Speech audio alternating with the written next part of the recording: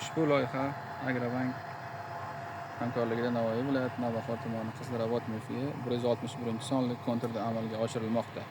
Bu yerda kungaboqar ekilgan. Maydon hajmi 10 gektar, uzunligi 350 metr, bo'yiga 250 metr. Bu yerdagi ekinlar zamonaviy usullar bilan parvarishlanmoqda. Hozirda ekinlar unib chiqish va gullash holatida. Ekinlarni yetishtirish 90 kun davom etadi. Yetishtirish jarayonida sug'oriladi, tabiiy va mineral o'g'itlar bilan oziqlantiriladi. Ushbu loyihaga 20-30 ta dehqon xo'jaligi biriktirilgan. Har bir dehqon xo'jaligi o'rtacha 0,38 gektardan yer maydonlari to'g'ri keladi. Loyihani samarali amalga oshirish uchun Lider tadbirkor Ijant Agro ishlab chiqarish kooperativ biriktirilgan. Ushbu loyiha bo'yicha har bir gektardan 2 tonna, jami 20 tonna hosil olish rejalashtirilgan. Mazkur ekin yig'ishtirib olingandan so'ng ikkinchi ekinga ham yuqori daromadli ekin turini ekish orqali yer egalarining daromadlari yanada oshirib boriladi.